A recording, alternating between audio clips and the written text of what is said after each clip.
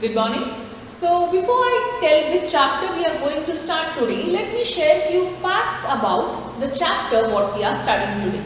We all might have seen sometimes while walking on a slippery road or while walking on a slippery floor, we always tend to slip and fall, right? Apart from that, if we accidentally step on a banana peel, what happens? We slip and fall, and you might have seen suddenly that dog comes in between when we are riding a vehicle. So what do? We suddenly apply brakes. So when we apply brakes, what happens? The vehicle stops. What is happening in all these cases? That is nothing but there is some force which is acting in the opposite direction of the motion, right? That is nothing but a frictional force. In today's class, we will be studying about the 12th chapter in your physics, that is friction. So what is a friction? It is the force which opposes the relative motion between the surfaces of two moving objects. Now this is the definition of a force. Definition of the friction. But how do we generally define friction? Friction is a type of force which always acts in the opposite direction of the motion. That means if I am moving like this is motion of I am moving or movement of any object. That means frictional force is always acting in the opposite direction of the motion, right? And we also studied in the previous chapter that frictional force is a contact force. That is why it is a contact between two surfaces. Example now here, when we talk about it is the relative motion between the surfaces of two moving objects. That means if a vehicle is moving and I apply brakes, there is I am moving the vehicle on the road, right? So frictional force is acting between the tire and on the road. So it is a force which is opposing the motion of the object. That is why we are able to stop. In many cases, sometimes, see, when we apply brakes, the vehicle has to stop. It will stop. Assume that it is on the slippery road sometimes.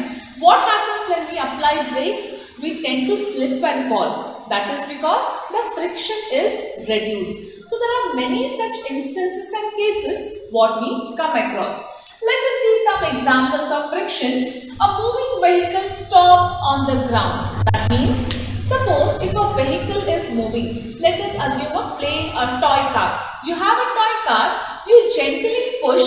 So this is a toy car, right? You gently push a toy car. Now what happens? The toy car stops after some time. Why the toy car has to stop? Because of the friction which is acting in the opposite direction. Now let us imagine that we have two surfaces where I am pushing the toy car. One is on the sand and one is on the plain surface of the road. Both on the sand and the road, the friction will act, but it will act in the different way. So how it will act in a different way? We'll study that later. Second example, we know this. After applying brakes, the moving bike stops. Yes, that is because of the friction between the tire and the road. So these are few examples of the friction. We always get some day-to-day life examples when we talk about friction. Now, for example, if you see in your house, your bathroom tiles and your hall or your kitchen or bedroom tiles are different, right? Or your balcony tiles are different. Why are they different? Because they are something called as an anti-skid tiles. Why? Because usually bathroom tiles or balcony tiles are generally wet. So there are chances of leaf falling. That means there is a less friction. So that is what we discussed here. In friction, what happens is, it is something which is acting opposite to the motion. But what happens if there is more friction and what happens there is less friction? There are some factors which will affect the friction. Which are those? We will understand here. Factors that can affect the friction. Irregularities of the surface, regularity of the surface, contact between the surface and increase in weight. So these are the factors factors which affect the friction. Now the first factor when I am talking about the same example, our bathroom tiles and the balcony tiles are usually anti-skid tiles, right? Those anti-skid tiles we do not use in our hall or in our bedroom. Why? Because our hall and bedroom are always dry, they are not wet. Where in bathroom, balconies, they are the place where it is always wet. So what happens? Chances of falling, slipping and falling is more. What happens if the surface is irregular? That is, we do not fall easily. We do not slip and fall easily. Now, for example, as I have told, if there is a banana peel on the road, we accidentally step on the banana peel, what will happen? We slip and fall. Why do we slip and fall? The banana peel and the floor, it actually, the slippery motion, or what we can say is the content whatever is there in the banana peel makes the floor slippery, or it reduces the friction, what we can say. That is why we slip and fall, correct? Or if there is a cloth on the road, we do not slip and fall because it does not reduce friction. So, if there is an irregularity of the surface, slipping and falling or irregular surfaces offer more friction, what we can say. I just write the word here, offers, or I will just write more friction, right? So, if you actually observe your two-wheeler tire or a four-wheeler tire, those tires have threads in them, right? Why do they have those threads? Because they can actually move easily on the road without slipping or without skidding. So that is one which is called as a irregularities. If the tire is very flat, it does not have any threads on them, chances of skidding will be more, right? We'll go on to the next one, regularity of the surface. So, irregularity will offer more friction, regularity of the surface will offer less friction. Now, when I talk about regularity of the friction, now regularity will also have some irregularity in them. Now, for example, our hall, right? In our hall, we have tiles. Are those tiles regular? Yes, they are regular. That means the surface is regular.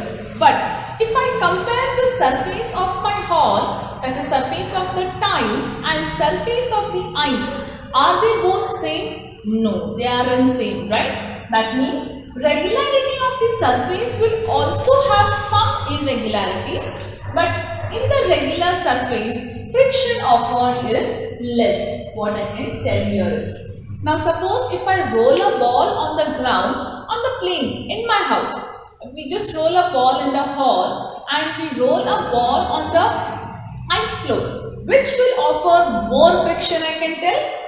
The floor which in my house where I am rolling the ball will offer more friction than the ice floor. Ice floor offers less friction because surface is very regular there, or surface is smooth there. So regularity of the surface will also affect the factors which can affect the friction. Contact between the surface. Now of course, frictional forces are nothing but they are contact forces only. But contact between the forces means, suppose the object, if I am pressing it very hard, it is difficult for me to push or move the object. That means it is resisting. It cannot move. That means contact between the surface, if I press or push this object very hard, I cannot move it very easily because it offers more friction, right? And the last one, increase in weight. Now best example is, you have a doormat. Can you easily slide the doormat? Yes, we can slide the doormat. Suppose if I sit on the doormat and I ask you to slide it, will it be that easy than sliding? No, it will not be easy. Increase in weight will also offer more friction. So as the weight increases, frictional force also increases. So these are the different factors on which frictional force can affect. Now next part we will see which are the different types of friction. Yes, now we know that frictional force is a force acting opposite to the motion, but there are types of frictional forces. Let us understand them. So these are the different types of friction here: static friction, sliding friction, rolling friction and fluid friction. We will know all these friction by one or the other, but we do not know that the particular type of friction will fall in these categories. Now static friction. Now we do not have a particular definitions for this friction, but we can understand the meaning of each type of friction. Static friction is a type of friction that is until an object will start moving while coming in contact with each other. Now for example, now the ball is at rest, correct? That means the ball is under static friction. Now how can I say that the ball is under static friction, or there is some frictional force or it is there on the ball because the ball is at rest. If in case there was no friction, then the ball would keep moving again and again. Now for example, now as we say, there is no atmosphere or there is no gravity on moon, right? So if I throw a ball on the moon, the ball will not stop, it keeps floating. But here on the ground, on the earth, if I just roll a ball, the ball will stop at one point of time because of the frictional force offering from the opposite side. That means static friction is a friction unless some force will apply on it. Till then the ball is at rest. That means an object being at rest, it is offering a static friction unless something hits it or then it moves. Now we are able to stand stiff or firm here because of static friction, correct? We can sit comfortably on a chair. Now the chair will not start moving. That is only because of static friction. Next, sliding friction. Now what is this sliding friction? What do you mean by slide? Now for example, you all have seen slides. What does slide do?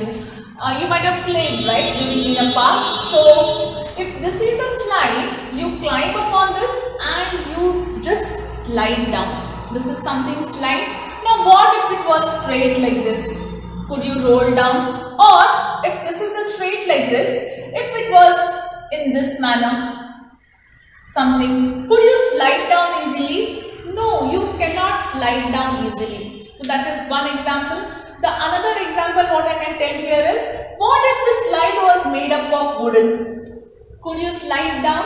What if the surface was rough? Could you slide down? No, in all the cases, right? Now let me take another example. If you have seen, a heavy load has to be put down from a truck or from a vehicle, right? What usually they do? Either they use a manpower, labor to lift the load and put it down. Otherwise, if this is a truck, so what they do is they put a plank. What do they do after putting a plank? They just keep the object on that and make it to slide over. Again, if you have seen, the plank is made of such a way that it is smooth enough so that it can slide easily. That means such a type of friction which offers a sliding motion of an object is known as sliding friction. There also frictional force is opposing but less since the surface is smooth and since the object is inclined. Such type of a friction is called as sliding friction. That is why we are able to slide in the slide which is there in the park. Next, rolling friction. Now, you sit on a chair which has wheels, right? So, what is the function of the wheel? To keep you permanently stiff there, or it helps you to move around wherever you want. It helps you to move around. Second example, you want to carry a heavy luggage, but you have to all by yourself carry it. Instead that, you have a wheels or you have those rollers on your bag. What do? You just pull it and you just carry it. What do those wheels do? Those wheels will actually roll on the ground, correct? What if the wheels were made up of wooden? Would they roll? No. So, that rolling part which is there on the ground is called as a rolling friction, or that is an example of a rolling friction. That also offers a opposition to the motion, but it rolls on the ground. That is why it is able to roll on the ground. That is why it is called as a rolling friction. Excuse me. Last is the fluid friction. Any substance which which moves in the fluid and which offers the opposition of the frictional force is called as a fluid friction. Now what are basically fluids? We understood in our previous chapter, force and pressure. Fluids are nothing but liquids and gases, right? So the opposition force or the force which offers in liquid and gases are called as fluid friction, or one word given to that is drag. Drag is a type of a force or type of a frictional force where it offers in fluids, that is in water and in gases. So the objects moving in water experiences a type of a frictional force called as a fluid frictional force, similar as the gases means in air I can talk about. The objects flying in air also experiences a type of a frictional force, that is a fluid frictional force. Now if the object is moving in water, it is called as a viscous force, and if the object is moving in air, it is called as a air frictional force. Yes, so these are the different types of frictional forces which we actually see in our day-to-day life, but we do not name them. So now till now we understood here what is a friction, what are the different factors which will affect the friction, types of frictions, where all these types of frictions are actually used. Yes. In our next class, we will understand what are the advantages and disadvantages of friction, and also we will study a few more things about how to increase or decrease friction. So in today's class, in whatever we have done, if you have any doubt, you can call on the same day of the video set. Thank you.